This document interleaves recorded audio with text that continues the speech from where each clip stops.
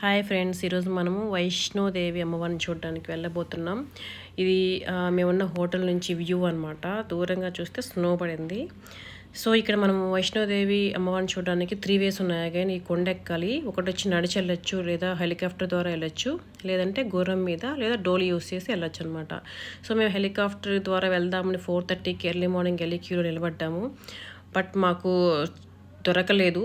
So అందుకని చెప్పి మేము మళ్ళీ గుర్రం మాట్లాడుకొని పైకి వెళ్ళాము. 1250 అండి గుర్రంకి మేము పే చేసింది. సో ఆల్మోస్ట్ 3.5 అవర్ పట్టింది మాకు పైకి వెళ్ళడానికి, కొండ మీదకి వెళ్ళడానికి.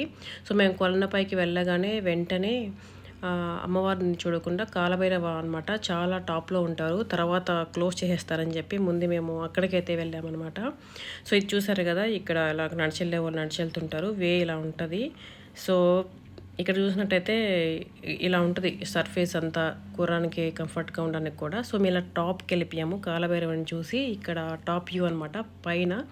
సో కొండలు చూడడానికి ఆహ్లాదకరంగా చాలా బాగుండింది. సో అలా నాలుగైదు ఫొటోస్ తీసేసి మళ్ళీ మేము కిందకి వెళ్ళిపోయాం అనమాట అమ్మవారిని చూడడానికి. సో ఇదండి వైష్ణోదేవి అమ్మవారి దర్శనం. చాలా బాగా అనిపించింది. సో మీరు వెళ్ళినట్టయితే ఖచ్చితంగా ఎంజాయ్ చేయండి. సో ఇంకేమన్నా మీకు డౌట్స్ కానీ ఉండే పనికైతే కమెంట్ చేయండి. బట్ నేను ఎక్కువ వీడియోస్ తీయలేకపోయాను, ఎందుకంటే పైకి వెళ్ళేటప్పుడు గుర్రం పై నుంచి తీయాలంటే చాలా కష్టం, మీకు తెలిసిందే కదా. ఆ పైన తర్వాత వ్యూ తీసాను. సో ఇదొకటే తీయడానికి నాకు పాసిబుల్ అయింది. Thank you friends, thank you so much, bye bye.